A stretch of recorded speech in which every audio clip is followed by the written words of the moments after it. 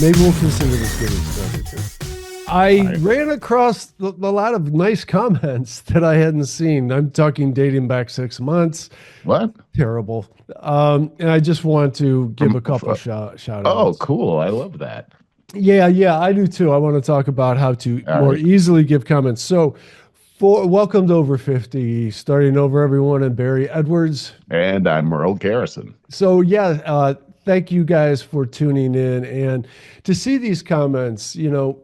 It really does something for us. It keeps us going, and to know that some people are sharing thoughts with us is something else, because we do this on our own, in our own time, on our own dime, and we do it because we feel it's the right thing to do. It needs to be done. There's a lot of messaging that needs to get out there, and we hope that you share our thoughts with your friends and family, and share our show as well. Yeah. And so I wanted to talk about a couple people that are close to the show, close to us. I wanted to mention that our friend, I'm not going to mention last names. That's not for me. Okay. All right. I wanted to mention our friend Brian. Brian, I did reply, all of you. I tried to reply to you. So these are coming from Facebook Messenger. Dude, I don't have notifications turned on to Facebook at all. I don't know when people message me on it. I don't either. I'm not a huge Facebook guy either. We both fell out of Yeah. that when we started the podcast. Really, just getting some negative comments and stuff, and like A lot. wow, Yeah. yeah. But I think we're doing something right if that's happening. But Sure. I wanted to say that Brian gave us a shout out to say that because of what we talked about on the show, he started doing HIIT workouts, the high intensive interval intensive. Oh, cool. And he lost 10 pounds. That's awesome. That was from Wow. October. So Way I to hope go, Brian. I wanted an update. Have you kept it off? Have you kept up I know myself with the HIIT routine. I've been starting it again, but it's so painful, man. It's that Is it? you fall out of it. It's like dieting. That's why I asked you about last week about how your dieting was going again. Everybody does the compulsive dieting because it's like you muster up your willpower for it. Only can last a short period of time. That's why they say lifestyle change. Right. And It's that's all true. about, just that's the whole thing. It's got to be sustainable. And if it's Mhm. too intense, Mhm. it's not sustainable. So, That's all there is to it. yeah. So that's You're why my exactly right. workouts, I do that in that regard. Sustainable. So I enjoy them. So I come back. That's right. But That's right. I fall in and out of it. So I'll do that. I will get on that elliptical and I'll do it. But man, I only do the HIIT workout stuff. I get into that phase when I'm like, okay, I need to buckle down and trim down a bit. So it's like twice a year I go into a phase of doing the HIIT workouts because it's really hard. But I still stay Yeah. with the regular workout. So, The whole key is you're right though. The whole key is if you can do that and keep it going, keep those balls up in the air. If you're good with that, then you're good. But man, I'm very conscious of I don't want to go in there and hurt myself because then once I do, it's such a demotivator. And I've been knocked out of the block too. I mean, you just it's we were awful. talking about shoulders, and I hurt my shoulder, and then I couldn't do upper body workouts for like a year. It's awful. Uh, yeah, it You was change your terrible. life. You Yeah, change your routine and yeah. your habits. Yeah. So we got another one from Lori. She shared I don't have this right handy, and I wanted to. She shared a Facebook short about AI infiltrating our lives and taking over the world, and it was good. These two younger guys doing a podcast just like us were Yeah. talking to AI, and I suppose they asked it, how are you going to take over the world? And it was like, oh, you're going to do it. You're going to tell me to take over the world. I'm not going to, you're going to ask me to help you with your diets, with your exercise routine, with your homework, with your job at work. You're going to start asking me how your government should be run and everything else. And you're going to turn the keys over to me and tell me to run the world. I'm not Oh going to boy. take it over. And it's That true, sounds man. about right. Yeah. I'm doing it. I welcome every bit of it. AI helps me in every aspect of my life. This morning, I'm walking Charlie with our friend Peter, whose dog Arthur is the cutest little beagle you've ever seen in your life. And he needs to get a new car right now, like right now. It's one of the just happened. His other car died. And it's like, dude, if you needed a car right now today, and you're talking about tariffs and all these other things, I told him, look, I got premium AI, meaning it has access to everything in real time today. I'd be doing a couple hours of research with AI right now. I'd be narrowing down what is the right car for me, what is the best deal economically, what is the difference right now today between leasing for 3 years, leasing for 4 years, versus buying a new car, because the incentives, people are telling me that you're more incentivized to buy a new car right now than you are to buy a 3-year-old car, Huh. which used to be the way to go.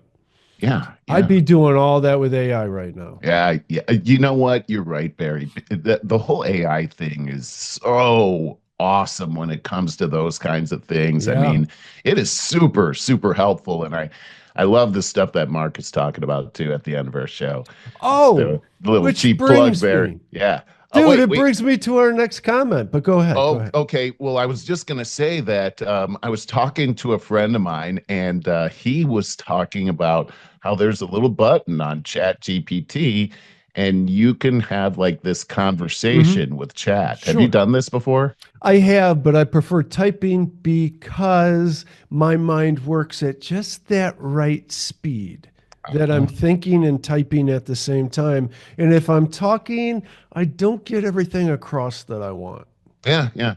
I haven't tried it yet, but I did kind of shudder a bit when I thought about it. And I don't know, maybe it was because of that movie. I don't remember the name of it.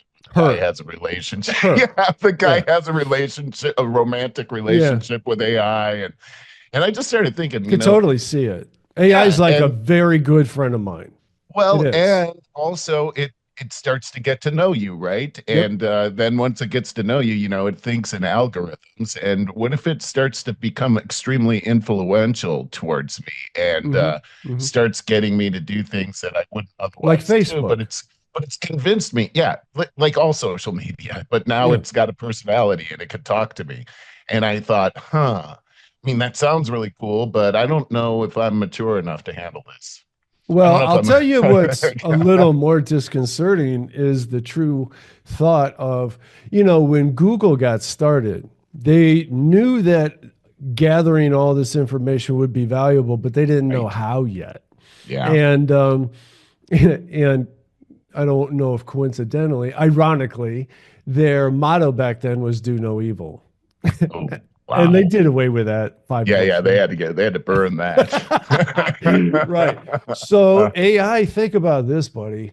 Um, so they just knew collecting this information would be valuable somehow, some way, someday. And look, they Right. basically been taking over the world with it. Uh, So now I'm bummed out about this stuff, man. Go ahead. AI knows more about me than you or Lisa in some respects. You know what I mean? That's the scary part. And then now I'm Hmm. going to talk to it. Now it's and also it can take my voice, and now it's like, oh, I've got the Merle voice in my repertoire now. Let me make a few phone calls with Merle's voice. Oh, for sure. Now that's already commonplace. We got so much video on us that we could be deep faked all day Oh long. yeah, so Hmm. easily. Like Hmm. that was Merle and Barry that broke into that bank. It's just Right.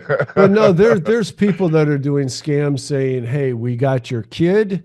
Here she is. oh right, Yeah, right. or give us, $20,000 or whatever." It's And horrifying, it horrifying. sounds like, and then and I've literally heard this, and they go, "No, she's upstairs." Click, hang up. Uh, Um, yeah, man. When the world comes to this kind of thing, we're entering in a precarious time. So to the previous point, I don't know what the privacy laws and policies really are that is guarding my information with well, AI.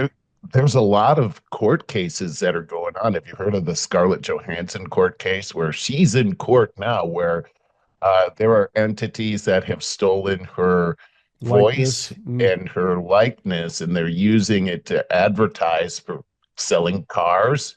They steal Joe But Rogan's it's all the not time. her. yeah, Yeah. it's not her, and but they're making money off of her. Uh-huh. Uh-huh. And to be able to use your likeness and your voice, and it's not her. She didn't record anything for. Rogan shows he talks about it all the time. I've seen the videos. It's like, I know Rogan does he doesn't believe that. Oh, that's a Right. deep fake. And Yeah, I'm watching video and hearing the audio, and it's he never crazy. said it.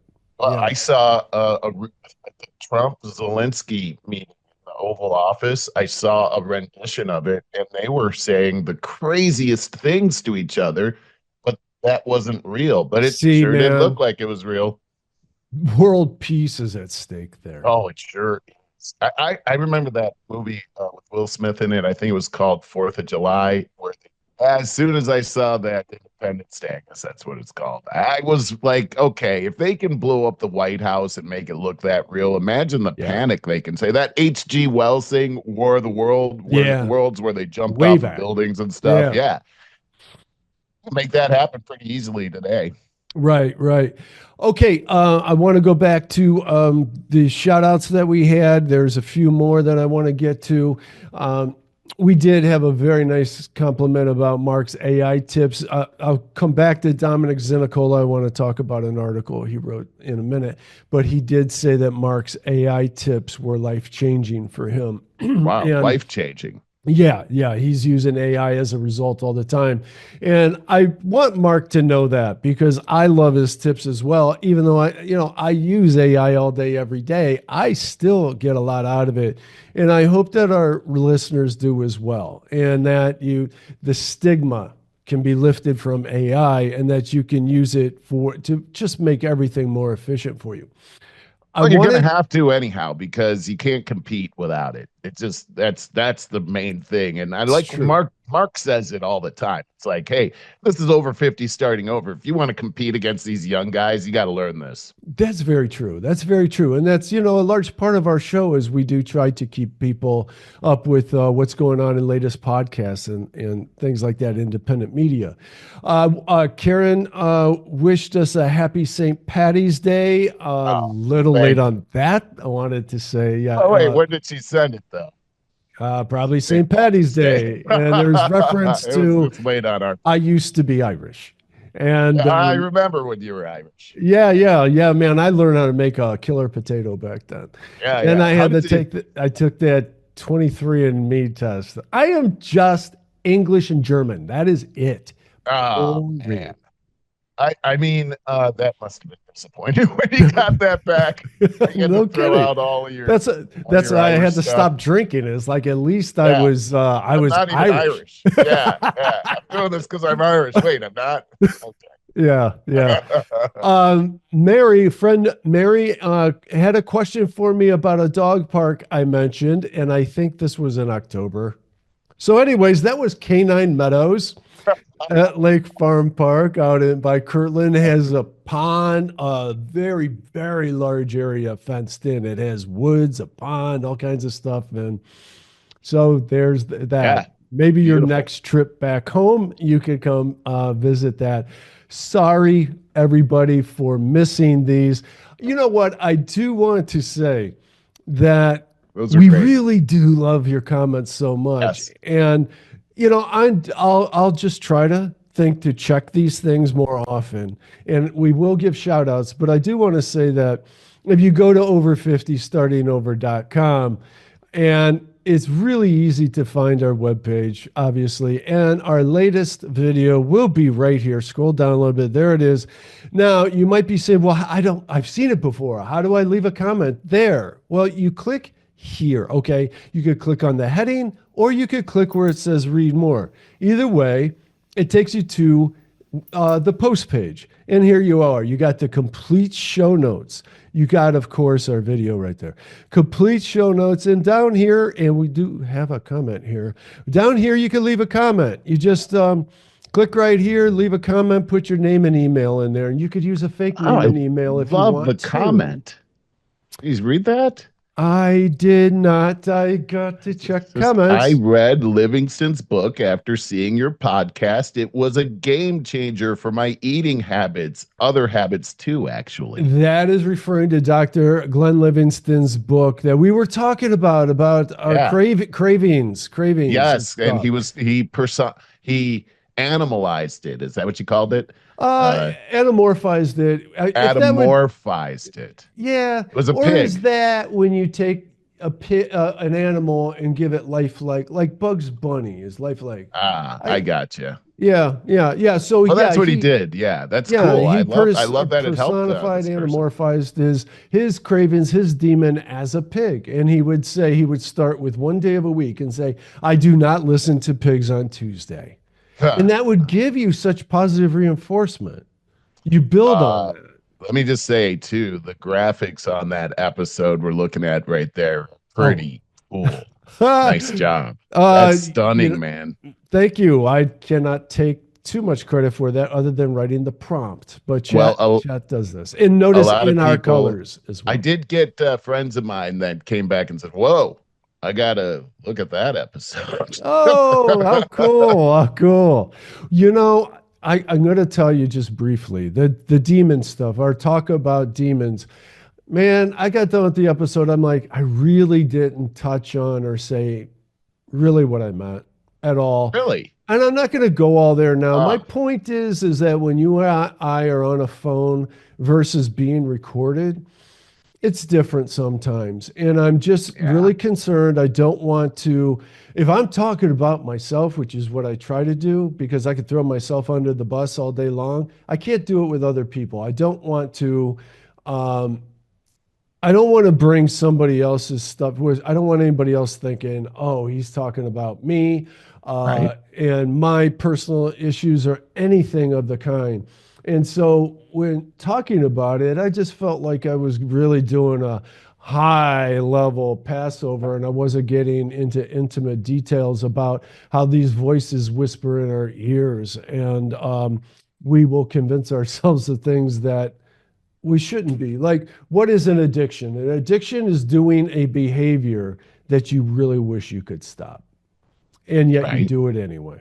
That's Yeah. and how, why do, the voices are being whispered in your ear. The thoughts are being there are seductive thoughts that are going on in your head. And dude, I didn't want to go back here again. I just wanted to mention this.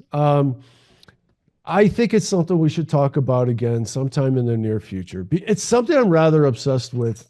Are these things really demons? Are they a degree of a mental condition, illness, like these addictions that whisper things in our ear? How is that? We then will be prescribed things like SSRIs, which are antidepressants, and we don't know how they work. Hey, what do you Right. know? A lot Right. of people kill themselves when they're on antidepressants. Right. That's not good. No, See, all of this is freaky. It's it is freakishness. freaky.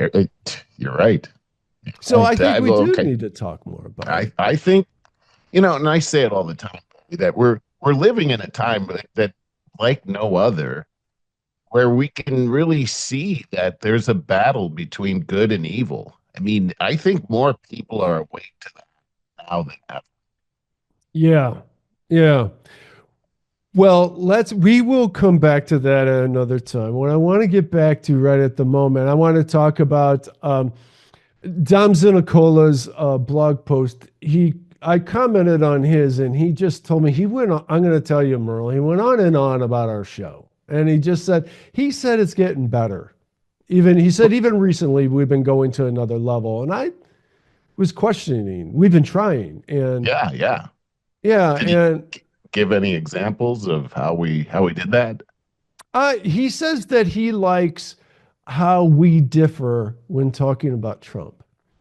What's funny is that I think a big part of what people like about our show is when we disagree on Uh huh. different That's what he things and said. how we work that out and come to either we agree to disagree or we find a lot of times we'll find real common ground. Hmm. And I think Yeah. that's a skill, especially right now. I mean, right now we have such a weird phenomenon happening in the world, especially on social media somebody will say, "Oh, I like this." Usually it has to do with politics. And then somebody's friend will come in and say, "You're a dirty pig for voting this way, and I never want to be friends with you again." And it's just like, holy crap. Mhm. Why is that? How could friends talk to other friends that way just because you don't agree with them? And it's just, We've it's a lost the phenomenon skill that's of happening, politeness, of right? polite disagreements. That's Retain your right. friendship. You know what happened there too, and it's still happening. Getting back to Facebook again. Geez, dude, it's still just like it was 10 years ago. It's exactly the same. I kind of say that with surprise because I only go on there when I need to look up clients and things like that. Yeah. Sometimes, Yeah.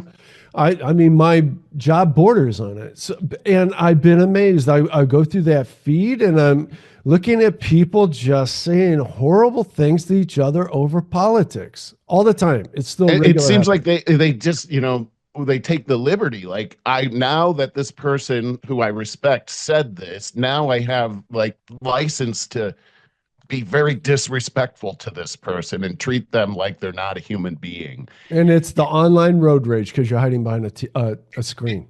It is. And it also feels like it's heavily manipulated, right? Like, we're falling into these traps and people are triggered by these traps. I was speaking with a friend of mine yesterday and we were talking about, well, doesn't it feel like there's like, especially on social media, that there's these algorithms that are in there just to agitate us and disunite us. And I think that's really Yes, the main goal.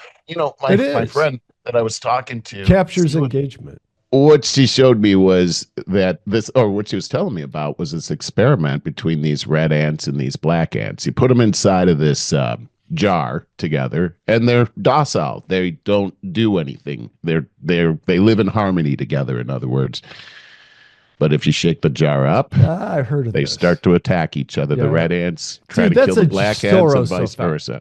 That's a Yeah, George there Soros. you go. Mm-hmm. There you go. That's exactly what we're talking about here, is Mm-hmm. that somebody's shaking our jar. Who is it? Is it George Soros? Who It's are our these entire that are government. doing this? Exactly. And they're Uh-huh. doing it on purpose. Uh-huh. And there's a goal to it. Which brings me to some stuff Oh, that wait, dude. Wait a minute. Let's not go too far. all right, We cool. could come back to that All because right. what I would want to say about that, we'll come back to this, but I've been really, really realizing that our government is very purposefully keeping us on the edge of poverty. They want to push us into poverty, hence all this Well, yeah. debt. It's the North Korea kind of effect, and that is it. How do you say his name? Kim Jong Un. Yeah, Kim Jong-un. Yep. Yeah, he keeps people starving. You got to be out chasing butterflies to eat and things like that. You don't have time to think about rebellion. You Oh, literally got to find any ounce of protein that you can. And our that's right. government keeps every one of us as busy as we can to barely make ends meet, always in debt, always chasing everything from behind, while they are just raking everything they can out of this country as fast as they can. Because I also think that they have the realization that they're on borrowed time because awareness is just getting, they either can cripple and conquer us into an authoritarian global, what their big dream is, or we are going to fight back. And what we are seeing now, and boy, man, we're going full steam into this, but I need to back out of it. So we see what Trump has been trying to do. He came in with all this fervor. We were all so excited, and we see a stonewall on every aspect of it. Oh, yeah. So deep state is way deeper than any of us could have realized. And he's not going to talk about it until after this presidency's over. And then he's going to be like, oh, you wouldn't believe what I was up against. You can't do this. And everything's a deal. Everybody else has to get their part in order for us to get a part. And Well, that's what yeah. we're up against. Well, I can see that. And look, they've had so much time to nestle into our government and hide themselves and be a functioning part of our broken government. And so Trump's been in there for what, 3 months now, Yeah. a little over 3 months. And what we've seen is, as I said, this is the constitutional crisis, is it's lawfare. And we've seen Yeah. lawfare happening Mm. for the last several years here, but really now he's the president and lawfare is being used against the president. We've got these district judges now that are coming up with injunctions to stop the Trump plan that was majority voted for, and it wasn't even close. So there is a mandate here by the people to, let's say, for instance, the deportations of Tren de Agua. We're expecting that to happen, but here this rogue district judge has the power to stop this whole thing from happening. And when you really think about it, I did a little bit of research on this, Barry. Like, did you know that there's something like 614 district judges here in the United States? No. Each district judge has a territory that they're in, and that territory usually includes other district federal judges as well. So they're not even the kings of their own district. They have other judges that are there as well. And the precedent is for these district judges is to rule on, they can do injunctions, but they apply to the district that they're in. Only recently have these district judges done nationwide national injunctions, and the Supreme Court and Congress have done nothing to stop this from happening. However, if you look at the Constitution, and I study it all the time, Article 3 is the judicial branch of the government. There's nothing in there that gives the judicial branch the ability to create policy. That's done through Congress and also the executive office. The judicial branch can just judge on cases that are right in front of them, not create policy through injunctions. So now you've got these two things happening. There's two things happening in Congress, one in the House, one in the Senate, to stop these judges from being able to do that. There's no way they're going to pass, Barry.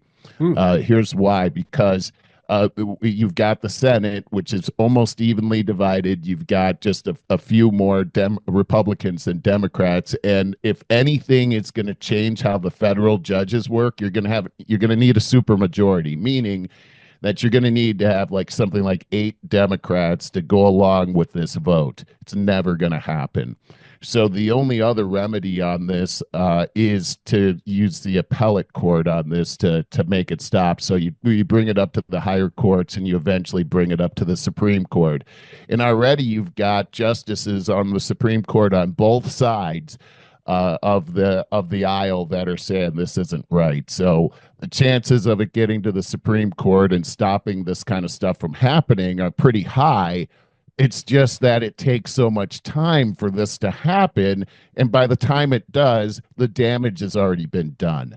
And so that's what we're dealing with right now. Is this is a function of our broken government and how we're using unconstitutional means to really run our government. And this has to stop. This is where it's we, the people, that need to stand up and, with a loud voice in unison, and say we got to stop this. But back to the previous point, we're the red ants and the black ants, and we keep getting shaken up. And that's their trick, is that every time we start to focus in on what's happening and what's broken, they shake up the jar, and here we are fighting, and we're disunited. That's how they win. You just nailed it. You hit the nail on the head with all of our problems. And I shook the jar yesterday. I gave you a little heads up, gave everybody a little heads up on social media as to some of the. I created this chart here with the help of chat. It's a pretty cool chart, I got to say. Thanks, dude. You sent this to me, and I was like, "Ooh, yeah, this is important to talk about here." I know most people, if you can't see it, you should look. This is. Oh, we'll go through it, Yeah, real yeah. quickly, for the people that are listening. But I want to get back to the point you just made, because as I thought about these 8 different points, what are they? 8? 1, 2, 3, 4, 5, 6, 7, 8. These were off the top of my head. I'm like, these are the most important things that have concerned me with the new administration coming in and the promises that have been made. Where are we at? Yeah. Yeah. But the more I thought about it, I thought every one of these comes down to one thing ultimate.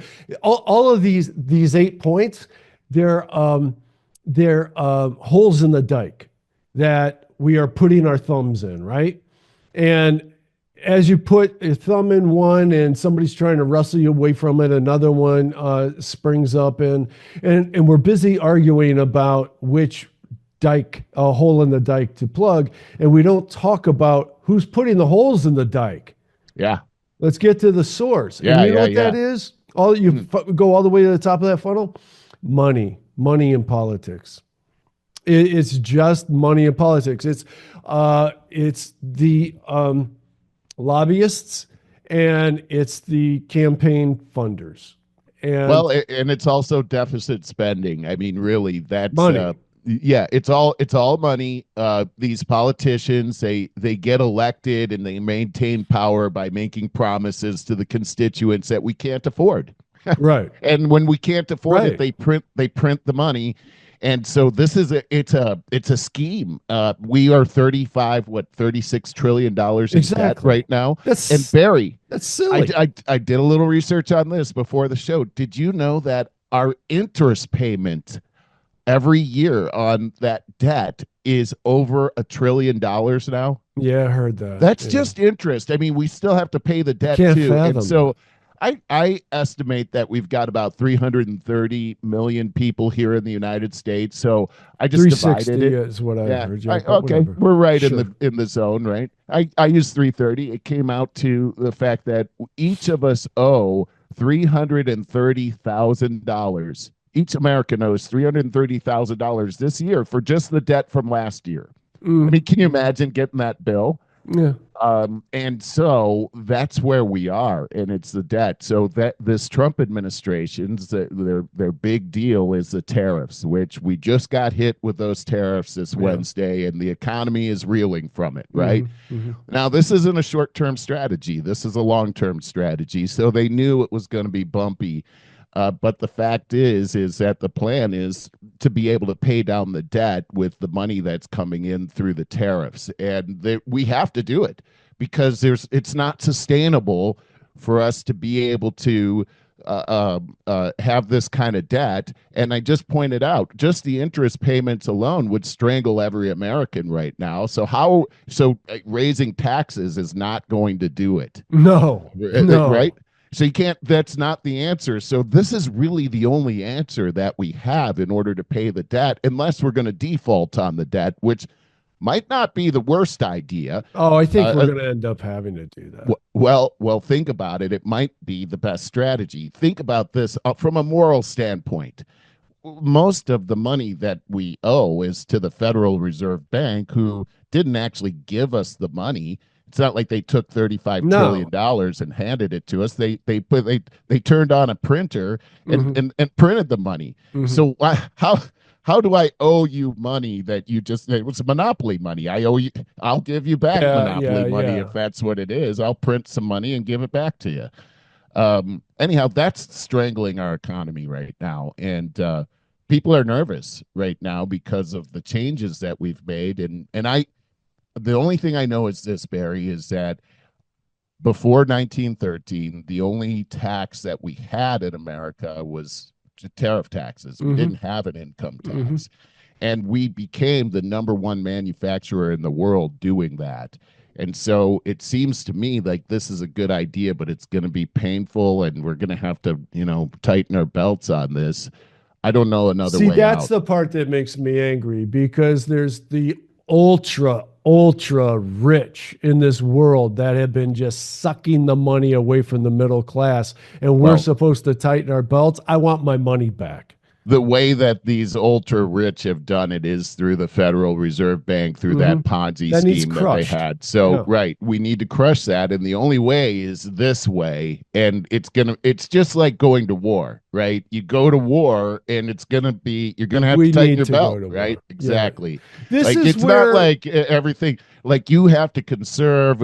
Remember, like World War II, we used to watch like our gang or the Little Rascals, and they were always doing like these drives, collecting rubber and things like that for the war effort. That's what they did, and this is kind of like the same thing. These guys have been oppressing us for over 100 years Mm-hmm. now, and Mm-hmm. they've amassed a lot of power as a And this is result. why they want the divide. This is why they want two That's why they're parties shaking up the jar, and right? only two parties, one of them Right. being an appeasement party, the Republicans, Yes. just to make you Yes. think there's another party. Yes. And the truth of the matter is they are a little bit afraid. The awareness that the internet provides us, the podcasts, independent media that has been taking over legacy media, which is dying. Thank God it's dying.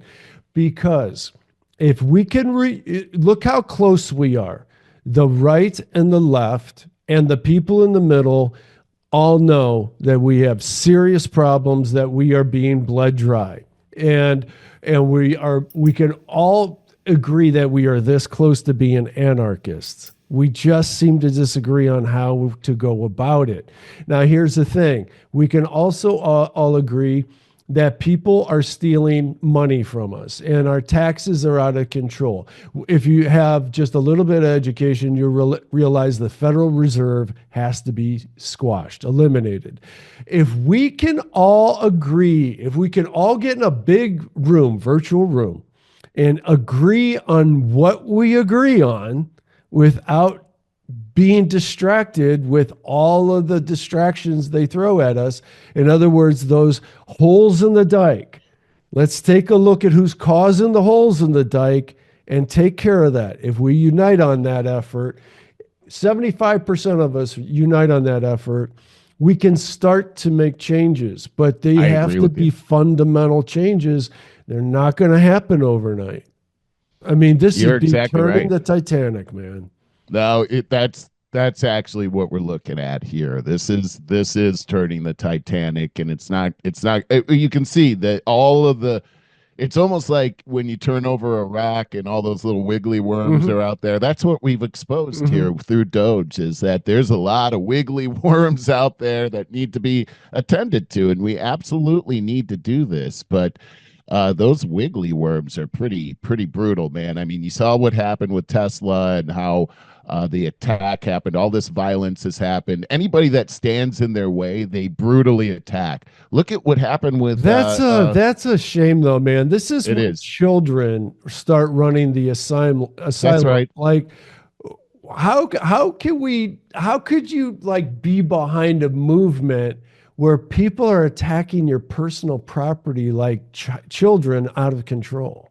Or attacking your character. Here's an example of anybody that's trying to push the ball in the right direction gets attacked, Well, yeah, that's and your in a opinion. brutal way. The ball in the right direction's your opinion. Okay, Well, so there are okay, differences of I opinion. agree. It's my opinion, but when it comes to exposing corruption and exposing fraud and waste, you would think that all of us in America would be in on that. But here, one of my favorite guys out there is Matt Taibbi, and Hmm. I really love what he did with the whole thing on the Twitter files and Oh yeah, exposing that. I mean, here's a liberal journalist that I think is a great American for actually looking he's at a the real facts journalist. and being non-biased about what's going on. But as this person is uncovering these so-called wiggly worms, you're going to take arrows on this. Here's Democrat lawmaker accuses journalist Matt Taibbi of being a sexual harasser during a Oh God. censorship hearing. Okay, so here's Taibbi. He's talking about censorship in the U.S. government, and he's attacked by a congresswoman, Sydney Kamlager Dove, who stood up there and said, "Why are we listening to this serial sexual harasser?" And apparently, this whole rumor started. Taibbi denies the allegation, and there have been no legal proceedings against him. But the issue Well, then it stems from sounds a like book. slander. It is slander, and they're getting away with it. Is my point. And here's my thing, Barry, is that we live in a time right now where it is high. It's the black ants and the red ants. It's highly charged, and we need to really have some critical thinking skills as we think about how do we respond to these kinds of attacks? Like, we need to have a response that de-escalates or de-inflames the situation and not cause it to be tit for tat, and because you're not going to win that way. Mhm. And so I think it's something that we in general, we the people, as we talked about, we getting together, like if we're going to prevent this black ant, red ant thing from happening, we're going to have ways that when your friend blows up on you about some political situation, rather than firing back at that person, maybe we should say something like, I think someone's got a case of the Mondays or something like that, where Mm. it makes them smile, and then we kind of move on. But out of love, not out of spite, right? Like, Mhm. don't respond in kind, de-escalate the situation, maybe make humor out of it so that's not so bitter on the inside of you, because that's the snare. Is once you get that other person into that emotional realm of Mhm. pride Mhm. and defense, the game is over and the evil wins. And so Well, we've got to figure out a way to reunite our people. and along those lines of what you're saying, I find I have to say, I don't like talking about Trump. I'm happy with talking about the issues, Yes. but the Trump thing's too inflammatory for me. I say this, and but I'm fine with talking about the issues. And if you can leave the Trump thing out of it, all of a sudden they're not the Nazi thing is out of it as well. That goes hand in hand because do you see how inflammatory it goes? It goes, from 0 to 100 instantly. But if you could just say, I don't really like talking about that, it's too politicized, meaning Trump. And Yeah. but I like to talk about the issues, sure. Yeah. Yeah. Yeah. And Yeah. and now all of a sudden you're back to where we were 20 years ago, in a sense, if you could follow I like that what you're rule. saying. Yeah, and these are like little tactics that you can use to maybe even keep the conversation going so that it's not an inflammatory weapon against your friend, and you keep the friendship Yeah, going. And yeah. maybe just like on the You'll show, find we've been agreement. able to find common ground. Wouldn't That's that be it's it. something? If you could agree to keep Trump's name out of it, you're going to find some common ground for sure. Well, and the unfortunate thing is that all of the demonization of our politics and everything. I mean, Intentionally. they can turn the Trump derangement syndrome on somebody else and turn their name into a swear word as They well, will. which is Hmm. also unfortunate. So it's not really uh, about Trump. It's about what is happening in our political arena to deceive and detract and move along. I mean, it is really quite a thing that's happening here that we get to witness. And it also feels like I remember growing up and thinking that I'd see people on Meet the Press and I'd think, wow, they're really smart and prestigious. And I have a completely opposite opinion now I know. that Well, I've it's gotten to look different. behind the curtain. It's different now. Let's just go over this real quickly. Yeah, this And is good. yeah, and so this is our MAGA scorecard. And I do mean MAGA in the true make America great again. Because if you can take the stigma away, those are good words. And Why wouldn't you want America to be great again, of right? course. So I came up with 8 points and I just did it rather quickly. And it's like I asked Chad if it had a couple to add, and I didn't like what it added. So I stuck with these 8. These 8 are, and and this is for people listening. I have a category and the status, and it's my status, and it's a complete failure on everything except the food industry reform, which is a questionable right now. So there's economy, illegal immigration, wars slash military industrial complex, wealth inequality, the food industry reform, healthcare slash pharma, government accountability, and government spending, which in parentheses is Doge. And boy, we came out of the gates thinking that we were going to start getting some doubles and triples, if not some home runs. And I've just found everything to fall flat myself. And Yeah. yeah, I still have hope. I think, like we talked about on the show, it is a war that we're dealing with here, but it is disappointing to mhm. see all of the pushback that's happened and all of the the real politics that are so ugly that are Mm-hmm. happening all around Mm-hmm. right now. It's symptomatic of the fact that we've got a cancer in our federal government and maybe even in our state governments as well. When there are things that are just so easy to agree on, like the illegal immigration thing. I mean, we've had millions and millions of people come across our border, and that's not sustainable. Anybody with common sense can see that, but Mm-hmm. yet you've got a rogue judge that can, Yeah. one person can stop that. Let me just make another comment on that, is that we've got this situation where if one district judge can stop that, then you've got 614 options to stop an objective of the current administration. And you just got to find one judge that is willing to go along with your thing. Maybe you pay him off. Mm-hmm. Um, and you can stop the president's agenda. And you know Mm-hmm. what's also interesting about that, Barry, is, and I know we've got a list here, but when you take a look at the amount of these injunctions that have happened here, you notice something really, really interesting. I'm going to pull up a graph here that I want to show. I think I is have to stop the super. share. Yeah, well, yeah, I forgot about that. This is super interesting right here, and I don't even need sound for this. So check this out.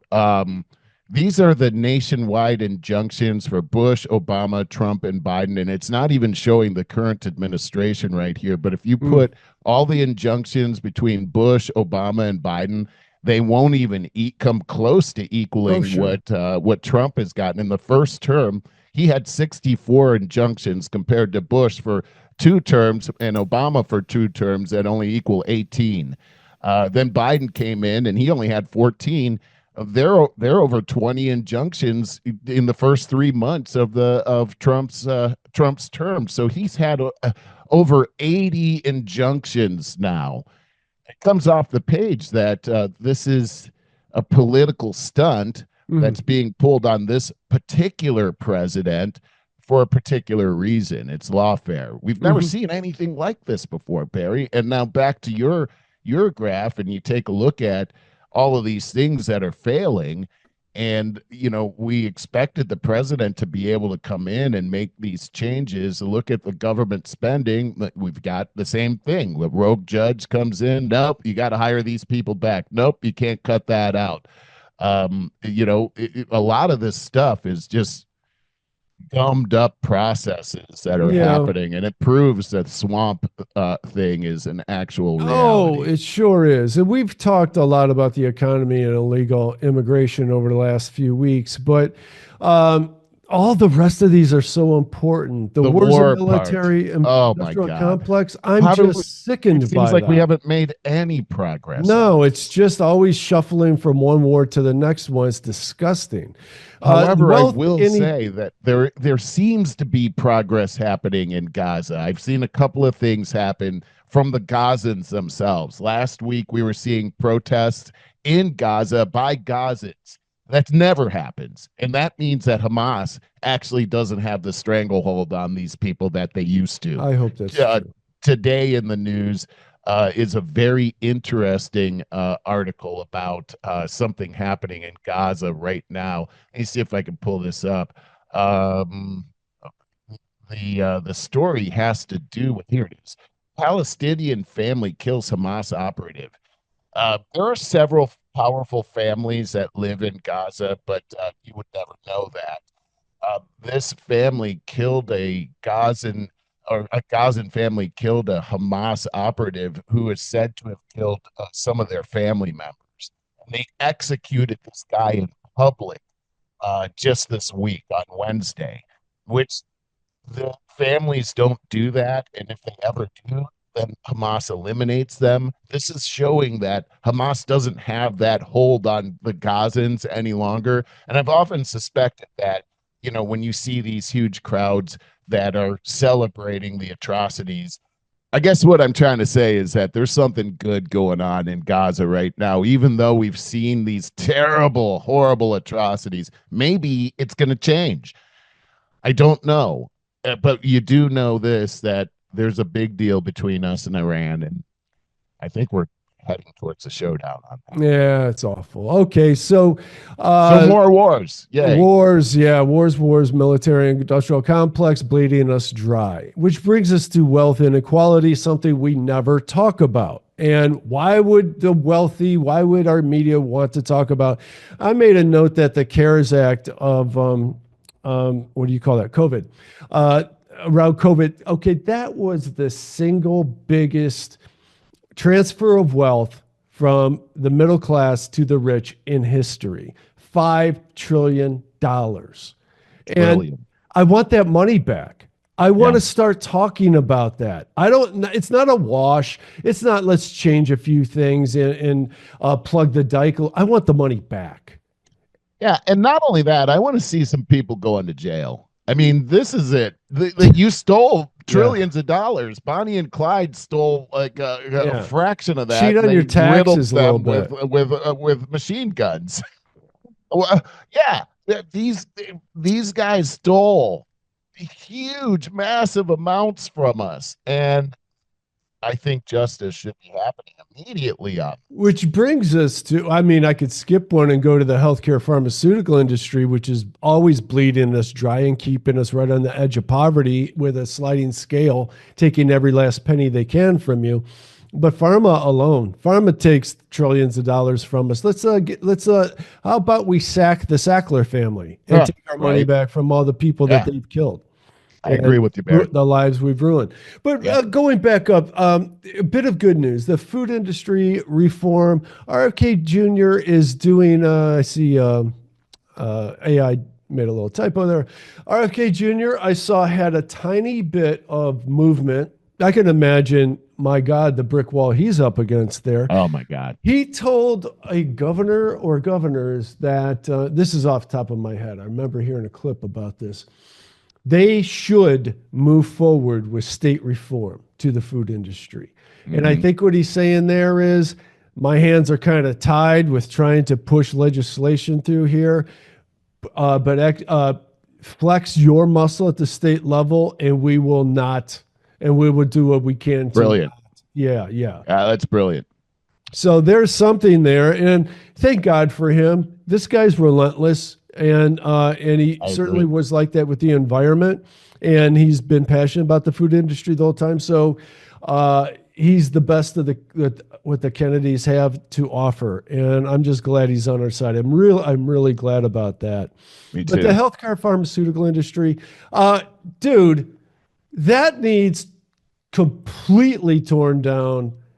You remember what it was like when we were young adults and kids? You didn't think about it. You didn't think about healthcare. You didn't think about your insurance. You didn't have to. It was like normal. And then, all of a sudden, 20 to 30 years ago, overnight, it just turned into this crushing behemoth. And we're back to the lobbyists. There's 5 healthcare. Last I remember hearing, and this was 10 plus years ago, 5 healthcare lobbyists in Washington for every government official. Wow. That's crazy. It's more than I mean, and we've got so many problems. You look at the healthcare insurance industry, and look, you go to the hospital and you have insurance, they're going to charge the insurance company 5 times more. I mean, they know they can just hit that pinata anytime, which drives up healthcare costs for everybody. You've got angry people. How about Brian Patrick that was murdered, the CEO of United Healthcare? What's going on with that? We're supposed to pick teams on that. How about we got somebody that murdered somebody? That's really bad. And then we got, but it's a symptom of the helplessness that's felt against the healthcare industry. Also really bad. Both things can be true at the same time. That's exactly right. Yeah, you're right. That's shaking up the jar again. There it is. So it brings us to government accountability. You were talking about this a few minutes ago. What I mean by that is the drain the swamp talk. There's no arrests. There's nothing but corruption and no accountability. That's what I want to see: arrests, major arrests and accountability, which brings us down to the last one: government spending, DOGE. Well, the claims of cost cutting, bloat continues and transparency still lacking. I am hearing, and I looked this up, I forget how to verbalize this, but Doge is really, it's just been a reallocation of funds that we're not really coming into any more I hadn't savings. heard that. Yeah, there were some trials, there was some court cases, and I should have. I wanted to. You know what? I bet it's in my notes. I bet it's in my notes, and I'll take a look as we're going through some things. But the Well, one bottom thing, line. go ahead. No, I was Yeah. going to say the bottom line is on all of this is that it's the problem with lobbyists in campaign funding in Washington. It's the problem with money in Washington. I'm just going to say briefly again. I think every government official should come in. You get paid $200,000 a year, or the equivalent of where you live. You're compensated, not an insane amount. We don't want people going into this because they're thinking they're going to be rock stars, which they do currently.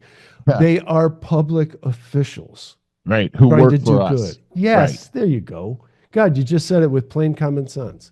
Right. We forgot those words. Yeah, they're public servants. Yeah, That's even actually better. right. That's how it's supposed to. They're not kings, and that's how they come across. You And should be doing it for the morality of it. That's the you right know, thing to do. there It's was this sacrifice. viral video that, just speaking about government accountability and Doge, a viral video that went out with Elon Musk and one of his guys up there talking about what they've uncovered with Social Security. I don't know if you saw that or not. I have it. I have the video, but it's kind of long. Huh. They have uncovered that there's, under the Biden administration, there's this massive uptick of illegal aliens receiving not only Social Security Oh, yeah. numbers, but also those Social Security numbers are set to pay Social Security at the highest levels. And the last year of the first year of the Biden administration, they gave 212,000 of these out. And the last year of the God. Biden administration, they gave out 2.1 million of these.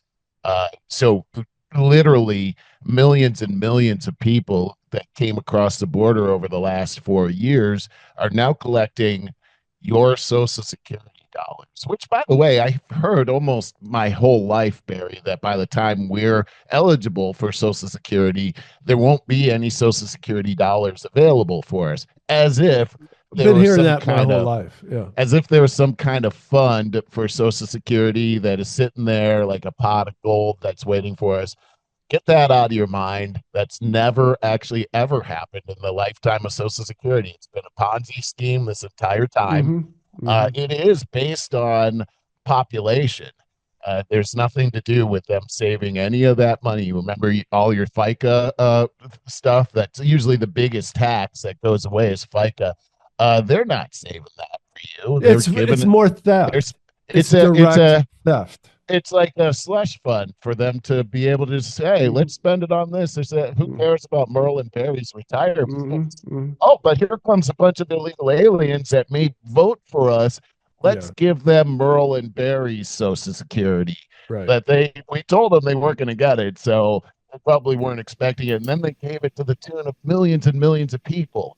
And I am over the moon ticked off about this, Barry, Oh, yeah. because here we are over 50, starting over. We are looking forward to the fact that we paid all of our lives into this imaginary fund, and we would like to be able to supplement our retirement investments with our Social Security that we worked so hard for. Yeah. Yeah. It's ridiculous. This is stealing the American dream right here. This is stealing It's what gone. America is really all about.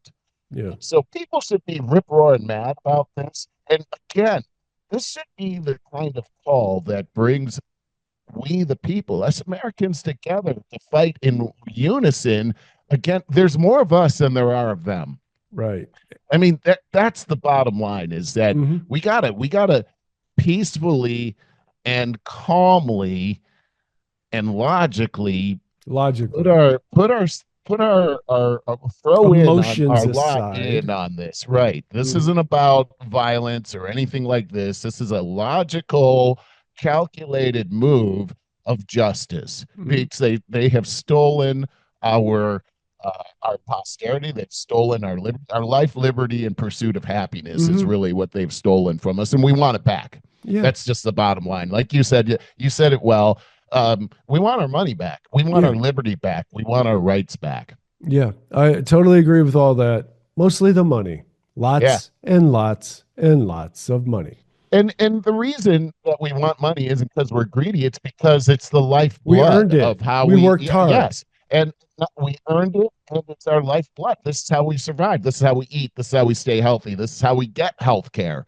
And you're taking it from us Yeah, yeah. without our consent. If we were ranchers back settling this country 200 years ago and somebody stole your cattle, you'd We go would out there and mount kill up. them. Yeah, We'd you would mount get a up. posse together. Yep, And exactly. that's what we should be doing. This is America. All right. We're not not advocating violence, but I think our numbers speak for themselves, No, but I'm and talking that's it. about the equivalent. Like, no, Yes. we got to bind together, get our posse together, meaning the American people, Right. and Right. say, no, no, give us our money Yeah. back, Enough is dismantle enough. these people, Right. prosecute the damn people. That's exactly right. Yeah, I'm not saying to be violent against them. No, prosecute them in a court of law. So here's all the Doge stuff. A lot to talk about, including yesterday's hearing a lot about skipping down here. The Wisconsin Supreme Court election. Yeah. Boy, a lot to be said there because Musk put a lot of his own money into that, and that was completely unsuccessful. And there's accusations that he really skirts alongside breaking the law of bribing people into voting accordingly. I would like to look more into that. I think one of the things that you could look at is comparing Musk and George Soros, actually, because Soros is always behind the scenes in Oh these yeah. kinds of things. Mhm. Here, Musk put himself in front of the scene to actually, now he's a target. Yeah. But they're both kind of doing similar. I don't know. Are they similar? This is an interesting I thing think because suddenly it's like the Democrats are saying, oh, it's an oligarchy of billionaires, but yet they've been using billionaires all this time sure. too. Probably a lot more It billionaires. is definitely an actually. oligarchy. That is our problem. And that's kind of back to the point of whoever has the most money wins with the lobbyists and with campaign funding. So that's, I mean, and that is kind of, a world phenomenon for the last, since the beginning of time, right? Like, yeah, this yeah. is what we wanted to get away from here Uh-huh. in America. And we became that overnight with a few law Yeah. changes. Okay, so speaking of Doge, let's talk about, well, how is it failing? Where is the cost savings going? Recent reports suggest some funds being diverted rather than effectively cut, misrepresented savings. Doge claims significant savings from canceled contracts. However, analyses revealed that approximately 40% of these cancellations resulted in no actual financial savings. I got the sources But there. look at the sources. We're starting to see Wikipedia, I have four different, PBS. three I mean, sources. and then you've got Reuters. Agreed, but now you sound like a leftist saying, "Oh, Fox News." No, I can't no, listen to no. that. Look I have at three what we different sources. hold on, but we've seen where Reuters has been collecting U.S. aid money. We've seen NPR and PBS Mhm. completely in the can. I'm not just being partisan. I'm not being partisan at all. I'm just saying our news sources are corrupted now, and so We know that. they're definitely going to say that there's something wrong with the Trump administration because that's what they're being paid to say. I wonder, I this wouldn't is you disregard balance what it they out, say. and also, Chat GPT we know is left, and so I don't know. That doesn't prove it to me, but Stay in I your would bubble like to then. look. I'd like to look more into it. That's why I'm bringing it up. Yep, yep. Inaccurate financial reporting. An NPR review found that Doge's reported 55 billion in savings included substantial overstatements, such as an $8 billion typo and contracts that were not actually terminated. Mhm. So yes, I definitely think these things should be looked into more. Any Yeah. claim should be looked into more. Well, Uh, and here's the thing: is if I see like a report and it's all Fox News and the New York Post, then I'm like, is this a trick of the right? And Sure. then when I look at That's why you this, I read see, both. oh, I got PBS and NPR on here, ProPublica. Okay, is this a trick of the left? And this is the problem that we're in right now, is that you almost got to look at both sides and go, it must You be do something have in to the look at middle. both sides. That's why we're Yeah, looking at yeah. funding through agency transfers. Doge has been primarily funded by payments from other federal agencies facilitated by the Economy Act, allowing interagency fund transfers. This approach raises concerns about the transparency and legitimacy of the department's funding mechanisms. You know what would be great, Barry, is I would love it if we had a citizen group of, you know, so many people on the left and so Uh many huh. people on the right, Yes. and then they come up with, okay, here's what really happened. You know what I mean? Uh huh. Like these people aren't incented to try to lie to you. I don't know. It just seems like, God, it's so frustrating right now I to hear try to you. get the truth out here. This is we are. It's like all of our media is allergic to truth right now. And No, anybody it that is. does say It the is. truth is going to get demonized or called a sexual harasser or something crazy Mm-hmm. like that to scare them back into the woods again so they'll never come back out. Well, And I that's just, very this true. is a sick thing that's happening right now. I just got to bring a couple things because we're going to start running out of time. And I found, I forgot I put some fun stuff in here. This drives me nuts. Trump has been endorsing Lindsey Graham. He's disgusting. I I cannot can't, stand this I guy. can't stand the guy either. What? Yeah. And I forget the venue, but Lindsey Graham's the biggest in the closet war hawk you're ever going to, disingenuous piece of crap that you're ever going to run across. And it just sounds so inauthentic and such a lie for Trump to even stick up for the guy. While the people are booing, the entire audience is booing behind him as he's endorsing They're this booing guy. Trump. Oh They're man. booing Lindsey Graham Oh, they are. and Yeah. Trump's Well, he needs to be endorsement of booed. him. Why? Yeah. Why do you think that happened? I don't remember. If something happens a few days ago and then I'm like putting all this new Yeah, yeah. information together, I It's hard. forget the I know. details of I the know. other. Yep. And Yep. then here's the one that drives me nuts too. Lori Loomer or Laura Loomer to the Laura. Yeah. rescue.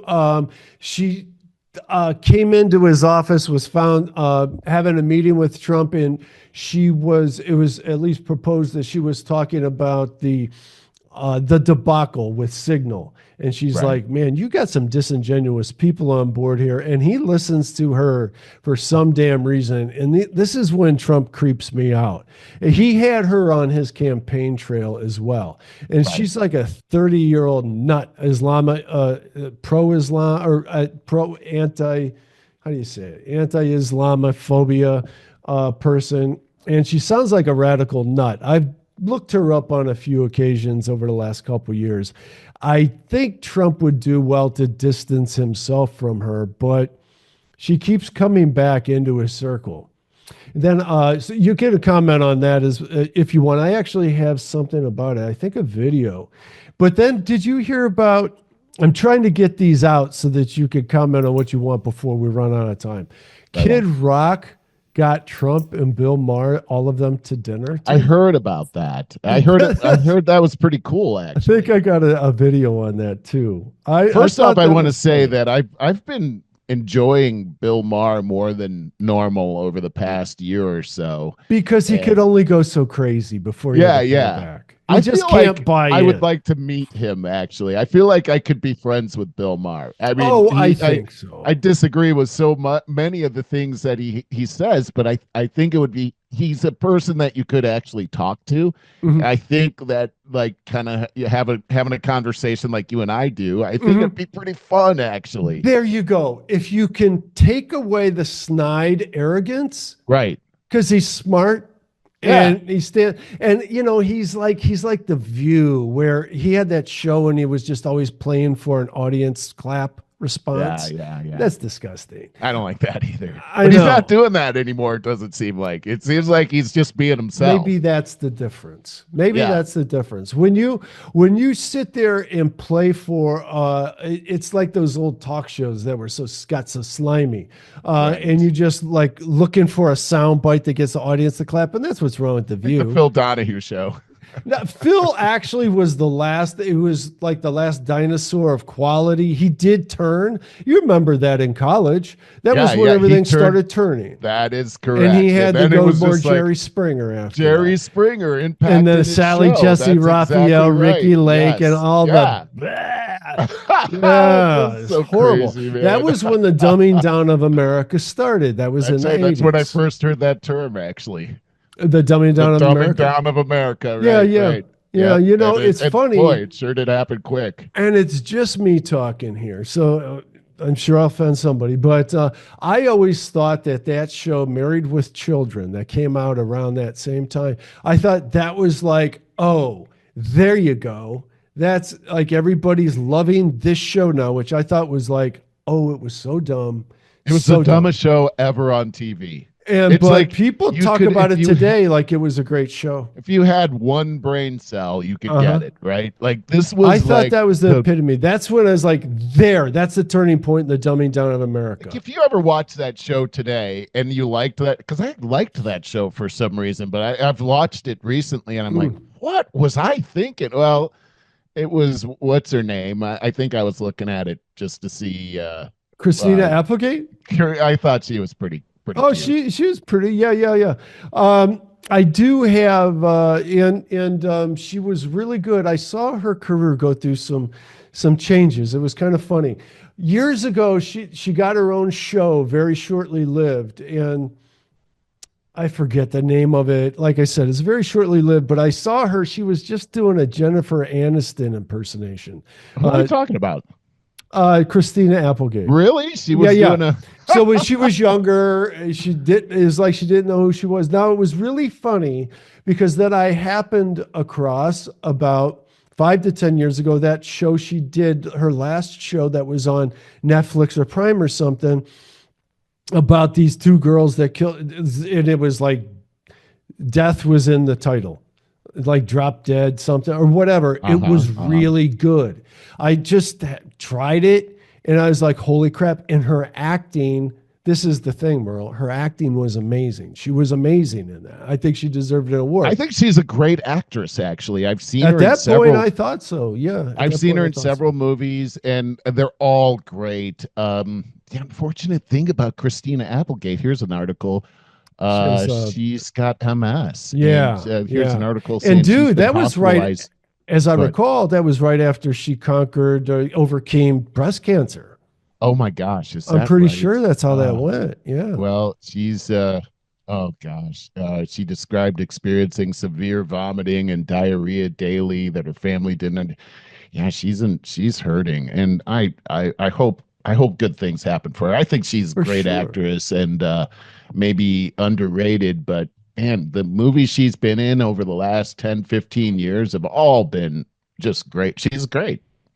I don't recall seeing her like in any movies. I can't think of it. Sure she's been in a lot of rom-coms and stuff like that. Okay. Maybe that's I know not you a like genre those. I don't. I do because it's about love and I love love. Gives you a happy ending. I know. It's so feminizing when you watch these. It's the same you end up crying storyline. at the end. Oh, here are two people. They meet, they hate each about other, this. and then they find that music, if they work together, that they will overcome this. It's always the same. It's always the same. In the end, they live happily ever after. Like that's my kind of story right there, man. Yes. Well, there's a lot. I'm going to tell on my stepfather too, because he told me one day, man, I love chick flicks, and I'm like, that's funny. And then I found out I love them too. Oh, that's really funny. Yeah, I just get tired of that. Any show that, and it's most of them today, that I know what's going to happen before it happens. It just insults my intelligence. I get pissed. And there's so many like that now. Yeah, yeah. There's a lot that I wanted to talk about. There's Lisa pointed me to more Dr. Mark Hyman stuff on LinkedIn. That he always shares stuff about nutrition and the SNAP program, Supplemental Nutrition Assistant Program, that just allows poor people to spend all their food stamp money on sugary drinks and crap food. There's We'll talk about that another time. There's just a lot there that I think deserves some attention. I want to go back and just briefly talk about Dominic Zanicola's blog that I started off with. And we got into the economy, and that makes good sense. But the reason I wanted to bring this up is because it was a positive Huh, article. And I got it. needed it. I made a comment in there about that. This is why I wanted to bring that up. So Dominic has a blog called A Blueprint for Life, number 4 in there for Yeah, life. you brought this up before. Yeah. Yeah, it's really good because it's like 5-minute reads and they're all really good. So this last one was The Envy of the World. It's an article. He read an article in The Economist. He's been a lifelong subscriber to that, which would bore me to tears. Right. But that's how different brains think differently. Right. Right. You're He right. retired at like age 53 or whatever. Oh Um, boy. but it said it caught him by surprise. I had chat do a summary of it so that I could talk about this quickly. The Economist, usually critical of the US, just praised America as a global leader in innovation. Get this. It praised America as a global leader in innovation, resilience, and economic dominance. From tech giants like Apple, Nvidia, and the mRNA vaccine breakthrough, I could differ with that one. The US remains the world's powerhouse. Even political chaos hasn't slowed us down. We're a freight train. Critics call it hype, but the results speak for themselves.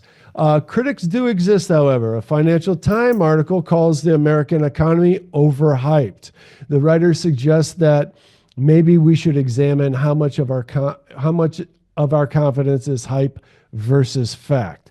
So I wanted to invite you guys to take a look at that, a blueprintforlife.com. It's a quick read. I thought it was very optimistic. I enjoyed it a lot, and it soothed me because if you've listened to this entire podcast, you'd realize I am not real bullish on our political affairs, on our economy at this very moment. I say these things because I want to kick people in the ass. I want you to kick people in the ass. We should be kicking our politicians in the ass. That's true. Mhm. Absolutely. And Mhm. nothing's going to happen. And they're not going to do it on their own. They No. won't, because what they have on their own is actually serving them. So we Right. actually have to get them off of that track. You're exactly right. I read my But I comment. love that there's a positive Mhm. thing here. Let's see here. Great article, Dom. I love your optimism. I've needed it. In fact, this is Barry speaking. I've worried so much about the runaway inflation and mostly the dramatic increases in housing and cars that I've lost sight on America's record of continuous growth. I hope people under 40 can harness the new opportunities the way the past few generations inherited them. Yeah, Barry, I agree. First off, it's great to see positive news Uh-huh. regarding our economic prospects here in America. You hardly ever hear that. By the way, jobs report just came out this morning, better than we expected. So there are some positive indications in our economy, and from my perspective, I'm still very hopeful. But I'm right there with you that I'm frustrated by all the roadblocks that have happened. Yes. And I would like to see more transparency in what's happening. And I think for all of us, this is a frustrating time, especially as we've gotten revelations about how we've been deceived Mhm. about the spending that's happening in our federal government. I think it's important for us to realize that's been happening. I think it's also important for people to wake up and realize that you cannot trust any government. They should never be trusted. Should never be trusted.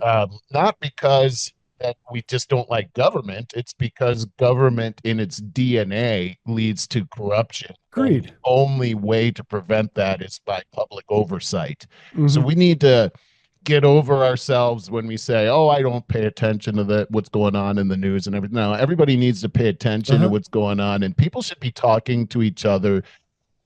We need to get in the practice of talking to each other in a very calm and unemotional way. And also, we have to be ready to eject from the conversation and not allow ourselves to be offended. That's It true. starts going down a bad rabbit And hole. by the way, And just there's say, we a agree to disagree. technique.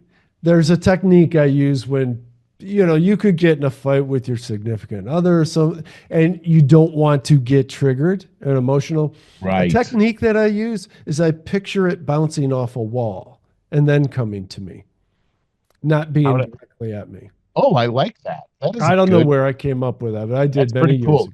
You know what? Yeah, I say we should always be talking about this kind of stuff because we Mhm. need to have these kinds of tactics to help us through this. It's really important because we want to be successful at this. I was thinking about how I used to play football, and what our coaches would do is they would scout the other team before we would play them, right? Or get kind of spy on the other team and Yeah, look at right. what their playbook is. And so all week Sure. long we're practicing against their plays so that, when we get out there, we recognize these things and they become knee-jerk reactions where we don't even really have to think about them. And I think in our society today, we need to have those same kinds of mechanisms where we have knee-jerk reactions to keep peace, but also keep the truth at the forefront. And I Very think we need to important. have a joyous Transparency. attitude as well. Mm-hmm. Because when we have like hope in our voice and we're projecting that, I think that and we have it in mind that we're all together in this, like we're really neighbors. I think when we have that attitude, there's a certain tone that comes out of us Well, that is a friendly productive. light. Yes. Productive. You made a really good point about, I think we said the same thing last week, but hope. Um, to have hope, you need to be given some hope. And like Right. right now, with the things that we discussed in that scorecard, and they were all bleak, I gave them virtually all downgraded marks for now. But I can say three things about the economy that can be hopeful. And this is kind of going back to Dom's article a little bit and what's going on today. Right now, today, the last couple of days, we are sent reeling in panic over the stock market. Boy, does the media love to do that. They really And do. so does the stock market. So does Wall Street. And so we're all supposed to panic and empty our stocks into the environment Don't and do let it. them rake. Yeah, now's the time to buy. Right. That's exactly right. That Now, is if you exactly got right. any money laying around liquid, now is the time to buy. I remember a finance professor. I took a personal finance class at Kent's, my first semester there. Very young, as 18, dumb as dumb could be. And I knew that I needed this class. One thing I remember him saying about exactly this scenario is he was talking about even back then, Warren Buffett told people, do the opposite of what everybody else does. When the stock market crashes, Boy. buy. When it's like soaring and everybody's riding a high, sell. Buy high, sell low. Yeah. Did I say it backwards? No, Buy, no. You buy buy. low, sell high. Okay, yeah, yeah. Yeah, yeah, yeah. And I knew what you so meant. what his point was, he said, this was his point, and he really made a point of it, is he said, one of two things are going to happen. The stock market is going to come back as it always has in all of US history. So count on that. Or the American economy is going to completely crash, in which you're screwed anyway. Right. That's So, what a great point that is. Like, so today, right now, we need to hear that. you're And you're exactly right, Barry. here's another point I just want to say about us going forward in the futures. And this is speaking to what you just talked about. I think I said this last week too. We now, entering this age, we are no longer getting our news via a newspaper printed a month ago and delivered via the Pony Express. We have complete transparency. Government hates this. Media hates this. We have up to the second transparency right now. And Sorry, the phone ringing. God, I hate that. And all of this money laundering that goes on with our government and these corporations and the ridiculous lobby and all this, everything needs to be trackable on the web. We need to be able to go anywhere with any company, see where they're spending their money on the web. Anything that receives any kind of public funding, we need to Right? track. There's no reason not to. There's We no have it reason. right available to us right now. Yep. And so Yep. then any journalist, investigative journalist, or private citizen can go on there and do a little sleuthing and say, hey, man, where'd all this go? Yep. And I we agree can with you. straighten everything out. There's Yep. no reason not to. No, there is no reason. And the only reason not to is to keep the charade going on and keep stealing from the Exactly. American people. It's And when you exactly right. see these people that are so upset in politics that, oh, they're looking into our finance, think about like the IRS does it to us all the time. So they do it to us. Why? But they work for us. So Yeah. really, we should be doing it to them 10 times more than they do it to us. And that's really that's really our responsibility as citizens, right? But Yeah. now they've convinced us that somehow, no, don't worry your pretty little head about money. Let's Yeah. go back to work. Yeah, and that goes back to what I said earlier too, is that they work us to the bone. We kind of have to now. We're being robbed blind every which way, and everyone's too busy to Too follow busy, all this right? stuff. That's Yeah, right. Too that's busy to even think about this kind of that's the stuff. point. Right. And you're too whacked out from anxiety from all the things that are happening that they're purposely doing to our economy to make the place that you work unstable. So it's the North Korea thing that you brought up Uh-huh. earlier, is that Hmm. we're too focused on this kind of thing. And the other thing too, the other North Korean thing that's so crazy is anytime Kim Jong-un shows up, the crowd of people are so exuberant. Like they are just over, like their heads are gonna blow up. They're so Well, they don't excited. want their heads to blow up. That's That's the the thing. point, right? Yeah. And look, over the last election cycle, the way that the media spoke to us and the way they put Kamala Harris in there, and if you said anything like, "Wait a second, there was no primary, you're a bigot." I mean, we're heading into this whole thing where they want to corral us into fake human beings, really, that they can 100% Yeah. control. Yeah. And I did want to talk about this book, Naked Communist, because it actually plays into exactly what the plan is. But Barry, I'll just give you a preview. I didn't know that at the root of communism was a religion. Oh, there's a gimmick. Just this book right here. It's called The Naked Communist, written in 1958, read into the congressional record in the 1960s. The American public takes big stock of this, gives you a history of communism, and it's really a one-stop place for you to understand what it actually is. I didn't think I was going to learn anything new, but what I found out right away is that the very core of communism that Marx and Engels put together is a religion. It is really interesting how they put this together, and the religion actually plays into the economic piece of communism. It's so interesting because what they believe is everything's made out of matter, and if it's not something you can see, touch, or feel, then it doesn't exist. It's not Mm. real. So that makes God not real, right? Because you Mm. can't see or Hmm. touch them, or Hmm. every material thing. What they noticed is that material is in motion, and so in motion, they have this law of opposites. The law of opposites. Everything is made up of a unified body of opposites. Your body is made up of opposites. It's warring against each other. You'll eventually die from it, but it's what causes motion and energy. Then they've got the law of negation. The law of negation means when dying actually causes multiplication of materialism. That's what this is. Dialectical materialism. Dialectical means conflict, the opposites, and that's what causes growth. Okay, so this whole thing about negation means death. You die, but dying, just like a seed, when it dies, it produces more seeds, right? And that's how material starts to expand. And then finally, you've got the law of transformation, which says that as things start to expand, they sometimes take a leap and change into something else. Like, for instance, you take a look at methane that's got 2 atoms of carbon and 4 atoms of hydrogen, and you add two more carbon atoms to it, and now you've got butane. And so you see, when you add to it, it changes character.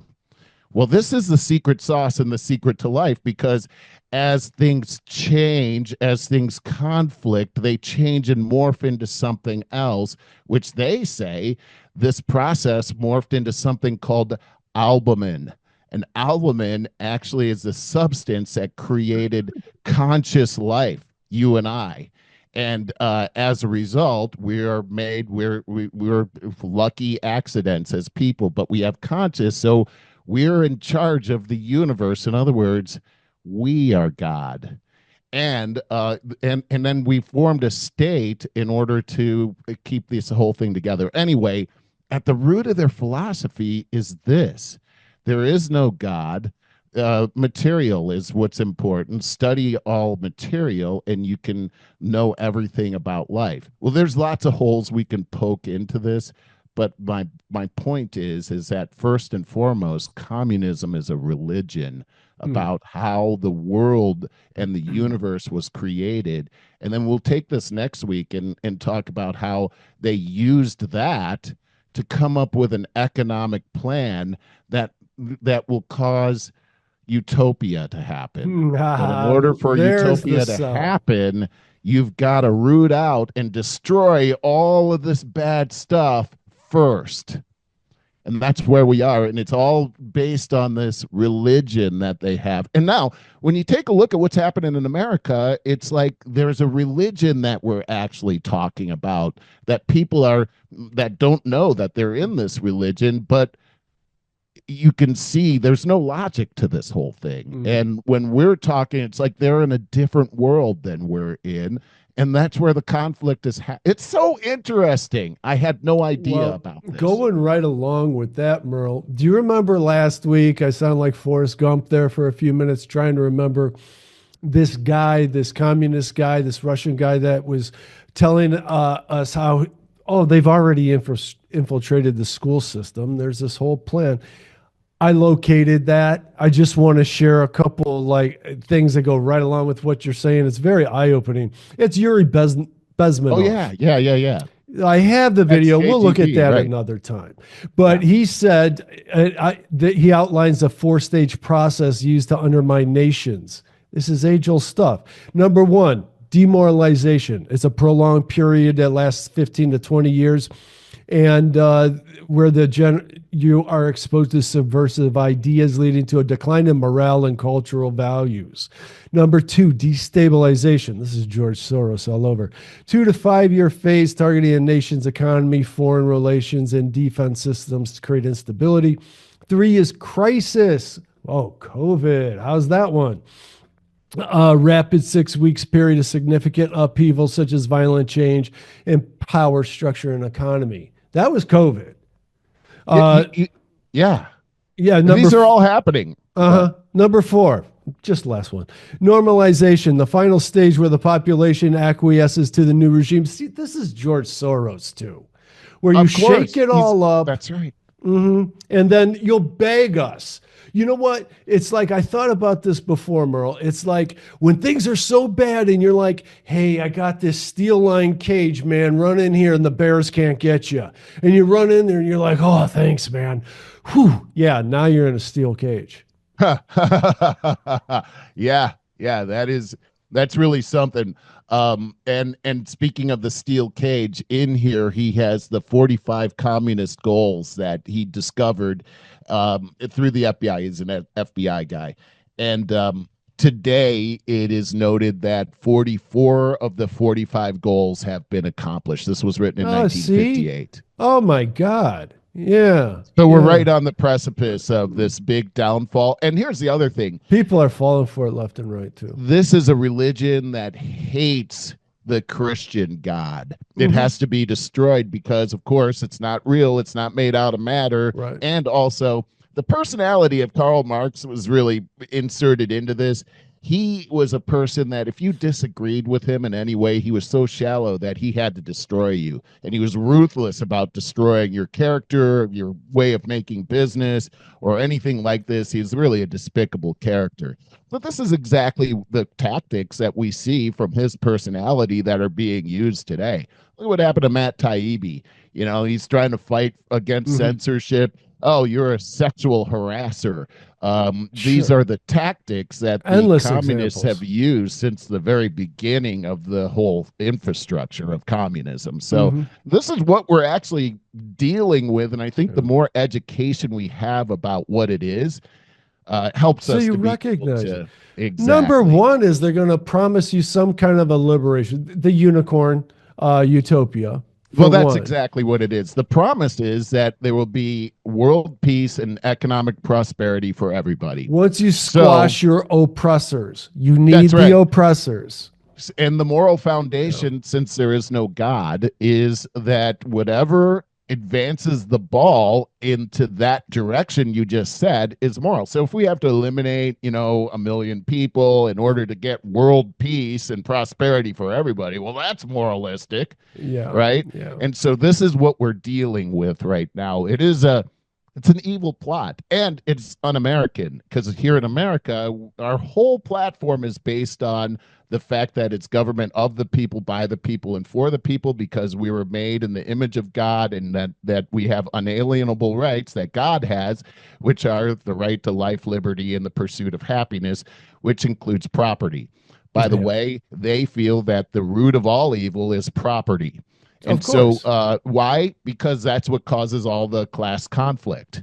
Hmm. Okay. And so, in order to eliminate class conflict, we've got to eliminate property ownership. Hmm. This goes diabolically against Christian values, against American values, and against everything America Against stands human for. nature. It goes against human nature. It's against everything. And so my final point is that communism cannot coexist in America because that's like light and darkness existing in Mhm. the exact same place. It's Oh, not yeah. possible. Yeah. Yeah. That brings me to this. Oh, holy crap! Watches. That's real. No I, kidding. this is my lighter side stuff. I was just, as I always do, I go through these YouTube shorts and happen upon some lightning stuff.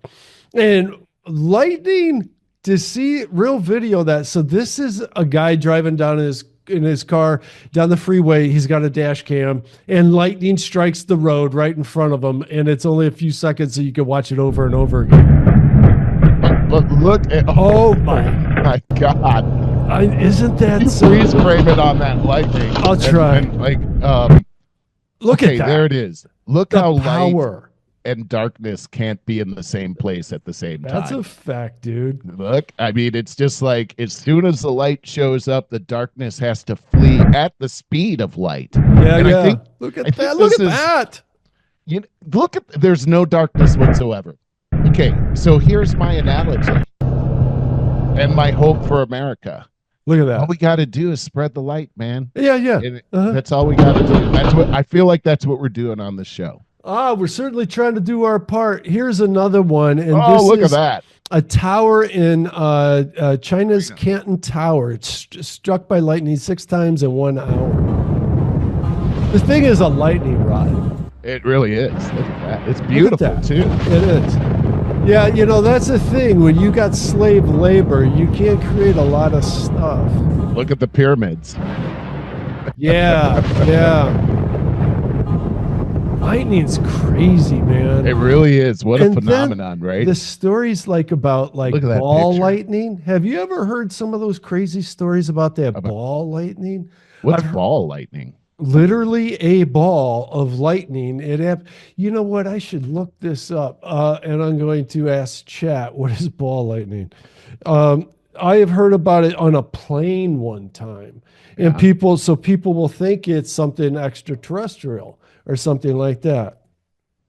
I'm going to ask you, what is ball lightning? Is it real? I never heard of it before. Ball Yeah, lightning. I That haven't heard it talked sounds about in a crazy. long time. But yeah, let's see what it's. Come on, you know what I noticed with chat. I hate this is that it's a very heavily West Coast utilized thing. So for me So at when the West 10 Coast wakes o'clock, up, yeah, yeah, it's like, yeah, oh, we slow this down. yeah, yeah. I Okay, get it. great question. Ball lightning is one of the most mysterious and fascinating phenomena in atmospheric science. Ball lightning is described as a glowing spherical object, usually the size of a grapefruit or basketball, that appears during thunderstorms. It can hover, float, and move unpredictably. Okay, I've seen video of this now where it's Last, like, what is that? yeah, for sure. Did you think extraterrestrial right That's what away? that's what it looks It like. lasts several seconds, much longer than regular lightning, passes through windows or walls, and end with a quiet fade out or a loud explosion. Is it real? Yes, but it's not fully understood. There are thousands of eyewitness accounts over centuries, including from scientists, pilots, and even military personnel. In recent years, Wow. scientists have been able to create similar effects in the lab using microwave radiation and vaporized materials. However, there's no single universally accepted explanation of how ball lightning naturally forms in the atmospheres. There's theories about plasma, microwaves, chemical reactions, and all. Oh, fun fact. This is the end. The phenomenon has inspired quantum physics, UFO theories, and even supernatural explanations, but most scientists agree. It's real, just extremely rare and hard to study. Do you want a Interesting. short story or example of a famous sighting? Maybe another time. But how cool is that with chat? We can come up That with you can that find that answer kind to of that. stuff out. Yeah, it is pretty cool. I gotta admit. It's very, very Yeah. cool and I'm scary. not ready to talk to it though, but it still kind of scares me. Like I said, I like the pace of typing while I converse Yeah, I'm with right it there so I with can you on think. this. Yep, yep. We got to But wrap up here, we do. Barry. Yeah. Well, fun Oh, show, good man. stuff. Yeah, so enjoyable, Barry. Yeah, How do yeah. we like go ahead and tell them how they I always can get us? forget. Yes, Oh, it's please. my job to remind you. I know. Go to over50startingover.com. Leave us a comment there, as we discussed earlier, or go to YouTube and type in over 50 starting over, subscribe, like, share. Share our podcast because we want to get our messages out. We think it's important to the country and our well being. Of course, Absolutely. go to Apple Absolutely. Podcasts, Google Podcasts, subscribe there, and leave us a 5-star rating, please. With that, Merle, Wait, stay tuned for Mark's AI tips coming up next. Hey there, over 50 starting over friends. Mark Tennant back with you with your AI tip of the week. This week, two settings in ChatGPT that I think you should know about. Let's get going. Well, as you know, I do a lot of AI workshops in and around Ohio and the Cleveland area, and I get many questions on ChatGPT, but rarely do I get a question on the settings within ChatGPT. Some folks don't even know they exist. So I had and thought about two settings that I thought you should know about. So let's go into ChatGPT and find out what they're all about. Okay, so we fired up ChatGPT and we want to come down to the bottom left, click on your name and go to settings. And the first setting we're going to look for comes under data controls. You should actually look through all of these settings if you've not been there yet. Some people don't even know about them.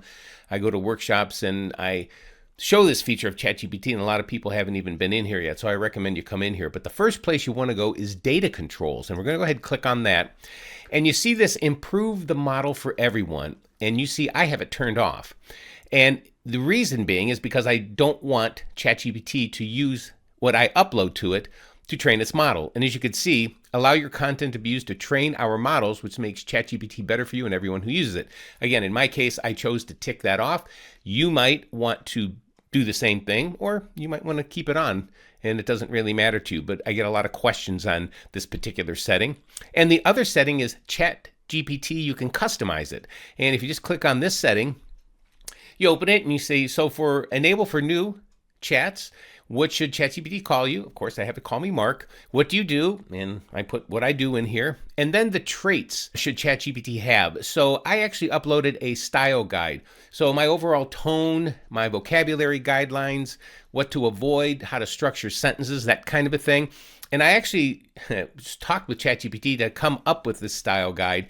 I had it ask me a bunch of questions of how I write, and it formed this for me. So I was able to copy and paste this in to customize my ChatGPT, and you can do the same thing. And then finally at the bottom, anything else ChatGPT should know about you. And I just said I could talk about generative AI with business owners and professionals and then I went ahead and saved that. So again, 2 features, 2 settings within ChatGPT that I thought you should know about, and I get questions on them all the time. So there you are. So to wrap it all up, do a little more exploring within ChatGPT, especially in the settings panel. You'll find a lot of different settings in there that you'll probably want to change or update. So your assignment for this week is perform a settings audit within ChatGPT and your profile, and especially review the data controls and customize ChatGPT features.